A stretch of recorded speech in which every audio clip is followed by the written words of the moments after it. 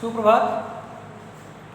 आज एक बार पुनः हम आप सभी के समक्ष अलंकार प्रकरण को लेकर उपस्थित हुए हैं और इस अलंकार के अंतर्गत आज हम सभी विभावना और अत्युक्त अलंकार का अध्ययन करेंगे। विभावना अत्युक्त का अर्थ क्या होता है, इसकी उत्पत्ति कैसे हुई, इसकी पहचान क्या है, इन विषयों पर हम गंभीरता के साथ अध्ययन करेंगे। एक निवेदन और है कि जो हमारे वीडियो को नए लोग देख रहे हों वो कष्ट करके सब्सक्राइब, शेयर, कमेंट और लाइक अवश्य कर देंगे, इसे नहीं भूलेंगे। और जो कर चुके हैं सब्सक्राइब वो केवल शेयर, कमेंट, लाइक ही करेंगे। तो आइए, विभावना अलंकार का मतलब क्या होता है, अत्युक्त का मतलब क्या होता है, इन सब का अध्ययन किया जाए। तो विभावना अलंकार, देखिए विभावना अर्थालंकार का भेद है। यदि कोई पूछता है विभावना अलंकार शब्द अलंकार है कि अर्थालंकार, तो आप बताए हैं कि अर्थालंकार 105 से लेकर के 135 होते हैं। उसमें से जो मुख्य हैं, जो परीक्षाओं में पूछी जाती है, प्रतियोगी परीक्षाओं में, उसी के विषय में हम सभी अध्ययन करेंगे। उतने अलंकार ही पढ़ाए जाएंगे। तो विभावना यदि पूछा जाए अर्थालंकार है कि शब्द अलंकार, तो आप बताएंगे अर्थालंकार, क्योंकि शब्द अलंकार 4 ही होते हैं जो आपको बता चुके हैं। पहला अनुप्रास होता है शब्द अलंकार में, दूसरा यमक होता है, तीसरा श्लेष होता है, चौथा वक्रोक्त होता है। इसके बाद जितने भी अलंकार के नाम आते हैं वो सभी अर्थालंकार होंगे। क्लियर? किसी प्रकार कोई किसी की दिक्कत हो तो पूछ सकता है। तो विभावना अलंकार, विभावना का अर्थ, विभावना का अर्थ क्या होता है?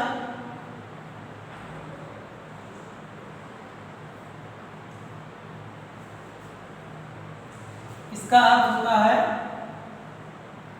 विशेष प्रकार की कल्पना, विशेष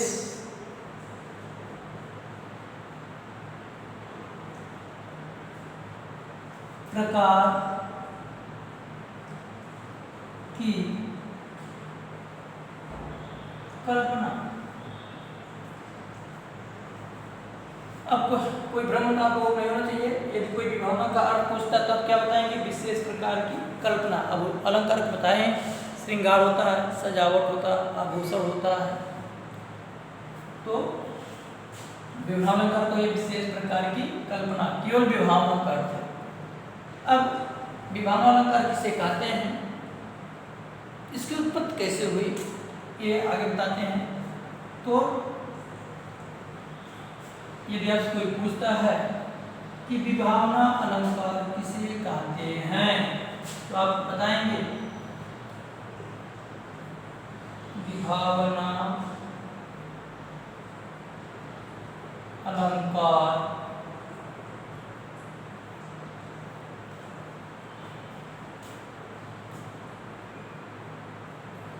जहां पर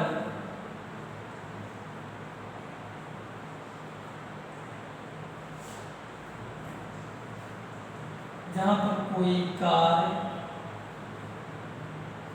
जहां पर कोई कार्य बिना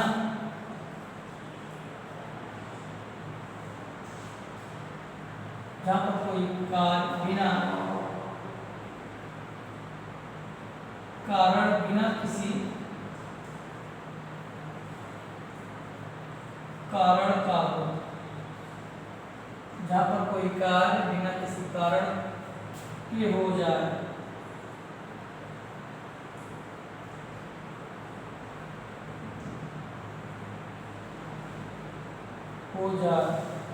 यह हो जाता है। जहां पर कोई कार्य बिना किसी कारण के हो जाए या हो जाता है, हो जाए या हो जाता है, वहाँ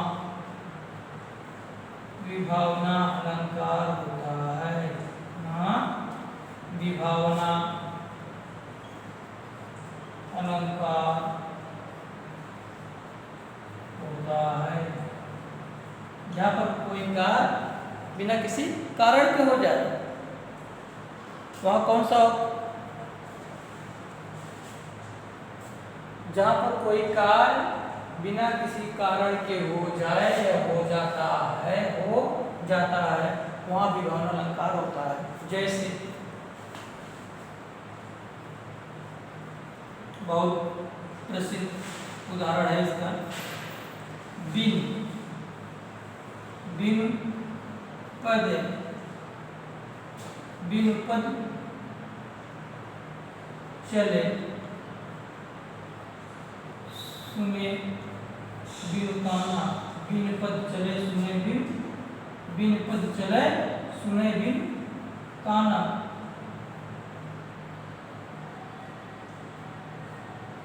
बिन पद चले सुने बिन काना। कर बिन कर्म करे विधि नाना। देखिए दिया है जहां पर कोई कार हो रहा है चलना, लेकिन बिना किसी कारण के, किससे चल रहा है, किसके कारण नहीं चल रहा है? बिन पद, बिना पैरों को चल रहा है। तो कहते हैं बिन पद चले, बिना पैर के चले, और सुने बिनु काना, कान भी नहीं फिर भी वो बात सुनते, पैर भी नहीं है, पैर न होने पर चल लेता है, कान न होने पर वह सुन लेता है, और कर मीन्स हाथ। यहाँ देखिए पद माने क्या हुआ? पैर, बिन मीन्स बिना, काना मीन्स कान, सुने मीन्स सुनना, कर मीन्स हाथ, कर मीन्स क्या हुआ? हाथ। कर्म माने तात्पर्य कार्य। विधि माने अनेक प्रकार के, नाना माने अनेक प्रकार के, विधि नाना माने अनेक प्रकार के। तो बिना पैर के वह चल लेता है और बिना कान के सब कुछ सुन लेता है, तथा हाथ न होने पर भी वह अपने संपूर्ण कार्यों को कर लेता है। इसे कहते हैं विभावना अलंकार, जहाँ पर बिना किसी कारण के ही कार्य का होना पाया जाता है, या कार्य हो जाए अथवा हो जाता है या होना पाया जाए, उसे विभावना अलंकार कहते हैं, या वहाँ विभावना अलंकार होता है। इसका दूसरा उदाहरण देखते हैं, बहुत आसान है। शून्य भीत पर चित्र रंग, जैसे दूसरा उदाहरण देख लीजिए, ट्रेस करते हैं इसे।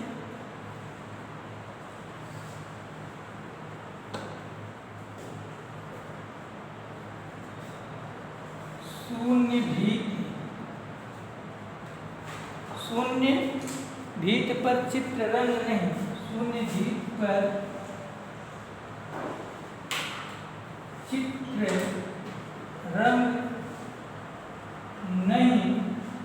आगे है तनु बिन लिखा चिते, तनु बिन लिखा चिते, तनु बिन लिखा चिते, चिते में चित्रकार, जिसे पेंटर बोलते हैं, चित्रकारी करने वाला। शून्य भीत पर चित्र रंग नहीं, माने जो शून्य माने खाली, शून्य माने आसमान भी होता है, दीवार पर खाली दीवार पर चित्र रंग नहीं था, उस पर कोई चित्र और रंग नहीं था। शून्य भीत पर चित्र रंग नहीं, तनु बिन लिखा चिते, फिर भी जिसने लिखा, जो चित्रकार ने लिखा, जो चितेरा ने लिखा, उसके पास शरीर भी नहीं थी, और वह शरीर बिना दीवार पर ही लिख दिया, बिना दीवार के ही, बिना शरीर के उसने उस पर लिख दिया। ठीक, इस प्रकार इसके बहुत से उदाहरण हैं। और विभावना अलंकार की पहचान के वाचक शब्द क्या हैं, इसके देखेंगे।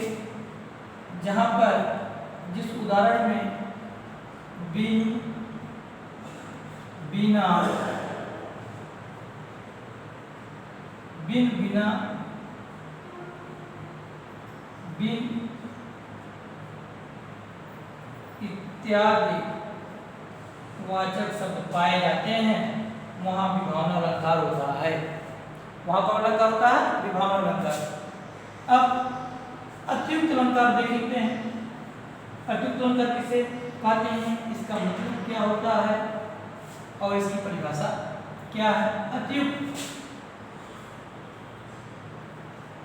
अतियुक्त अतियुक्त इसका संविच्छेद जब करेंगे यहाँ पे एक दो शब्दों से मिलकर बना है। अति धन युक्त, अति धन युक्त, सॉरी अति धन उक्ति, अति धन उक्ति, अति माने अत्यधिक, उक्ति माने कहना, अत्यधिक कहना। यहाँ तक समझ आई? अगर न आई बात समझ में इसको समझे। अति धन उक्ति, उक्ति माने कहना या बताना, अति माने अत्यधिक, इसका संविच्छेद है क्योंकि ई का यह हो जाएगा और यहाँ ताहिए है, इस पर मात्रा लग जाएगी। संविच्छेद जो सन पढ़ा है उसमें आप समझ लीजिए, वहाँ देख लेंगे कि यह जो है कि संदेश भाग 5 में होगा, 5-6 में उसे देख लेंगे आप सभी। वीडियो में दिया गया है एड़ संधि क्या है, अयाज संधि क्या है, संधि के वीडियो बना चुके हैं, आप देख लेंगे समझ आ जाएगा। तो अति माने अत्यधिक, उक्ति माने कहा, जहाँ पर किसी चीज के विषय में इतना अधिक कह दिया जाए कि वह एकदम झूठा प्रतीत होने लगे, किसी चीज की इतनी बड़ाई कर दिया जाए, इतनी प्रशंसा कर दिया जाए कि वह कहावत एकदम असत्य महसूस होने लगे, झूठी दिखाई देने लगे, झूठा प्रतीत होने लगे। तो वह कौन अलंकार वहाँ होता है? वहाँ अतियुक्त अलंकार। जैसे एक आलाउदल के बारे में बातें कही गई, कहावत है कि पंजा मारो धरती पर मन भर माटी लियो उठाए, महोबा गढ़ में उदल गरजे दिल्ली के फाटक खुल जाए। तो अलाउद्दीन बलवान थे, योद्धा थे और उनके पंजे भी मजबूत एवं बलिष्ठ थे, चौड़े थे, लेकिन अब इतना चौड़े नहीं थे कि वो पंजा धरती पर मार दिया, पंजा मतलब हथेली, और मन भर माटी उसके पंजे में लग गया, ऐसा तो है नहीं। चौड़ा हमारे एक सामान्य आदमी की हथेली का अपेक्षा उनके पंजे चौड़े थे। अब ऐसा नहीं कि उन्होंने पंजे को धरती पर मारा और मन मने होता है 1 मिनट 40 किलो लगभग होता है, तो 40 किलो मिट्टी तो आएगी नहीं। हाँ, गर्जना भी करते थे, महोबा के रहने वाले थे, गर्जना करते थे, उनकी दहाड़ थी शेर जैसी, लेकिन इतनी गर्जना नहीं थी कि दिल्ली के लाल किले के फाटक खुल जाता है। तो ये अत्युक्ति हुआ। तो इसकी परिभाषा क्या है अत्युक्त अलंकार की?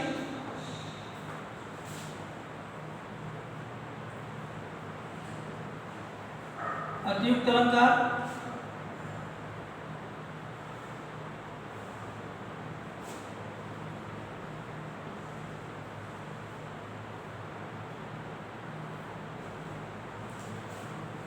जहां पर किसी वस्तु या व्यक्ति की प्रशंसा, जहां पर किसी व्यक्ति या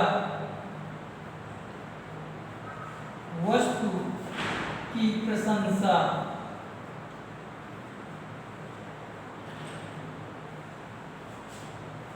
इतना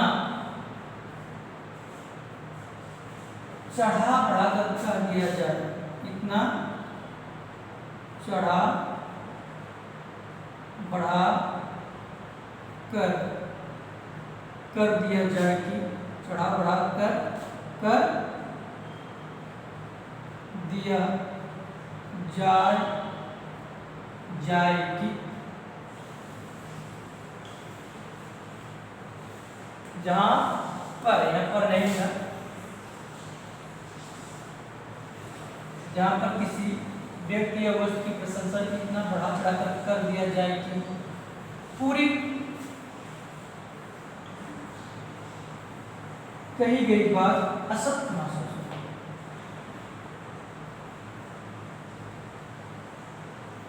कर दिया जाए कि पूरी कहीं की बढ़ा चढ़ा कर दिया जाए कि पूरी बात असत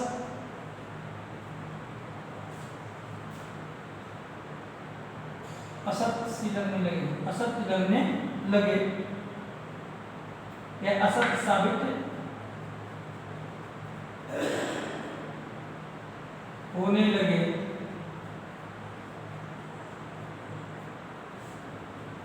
जहां पर किसी व्यक्ति या वस्तु की प्रशंसा इतना बढ़ा चढ़ाकर कर दिया जाए कि पूरी बात असत्य साबित है, पूरी बात असत्य साबित होने लगे,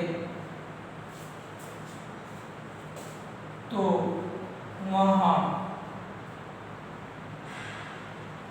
अतियुक्त अलंकार होता है। अतियुक्त अलंकार होता है। जैसे अभी उदाहरण बताया थे आप लोगों को कि पंजा मारो धरती पर, पंजा मारो धरती पर, मन भर माटी लियो उठा, मन भर माटी लियो उठा, मोहबागढ़ में उदल गरजा,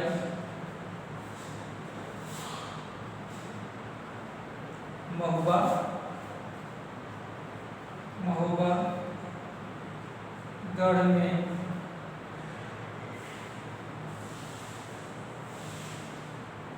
उदल गरजा, दिल्ली का फाटक खुल जाए। दिल्ली का फाटक नहीं, दिल्ली के लाल किले का फाटक।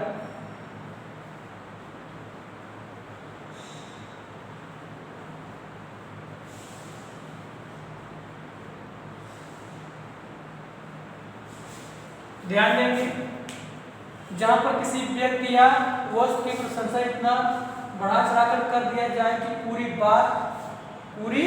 बात असत्य साबित होने लगे, तो वहां अतियुक्त अलंकार होता है।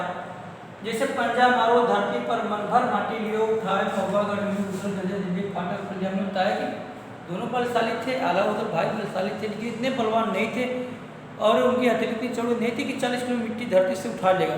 और महुआगढ़ में गरज देंगे, दहाड़ देंगे तो दिल्ली के लाल किले के फाटक खुल जाएगा। यह लोग बोलते नहीं हैं, उठाकर पटक देंगे तो कद्दू की तरफ फट जाओगे। हाँ, कद्दू कई टुकड़ों में फट सकता है, लेकिन हमारे शरीर के टुकड़ों में फट नहीं सकता। ये भी अतियुक्त अलंकार है, मैंने इतना बढ़ा चढ़ाकर नहीं करना चाहिए। महाभारत में जब लड़ाई हो रही थी, कोई पकड़ कर रहा था, चक्का फेंक दिया तो बताते हैं आया ही नहीं वापस। ये सब अत्युक्त अलंकार के उदाहरण हैं। धन्यवाद। अगले वीडियो में अगले अलंकार का अध्ययन करेंगे।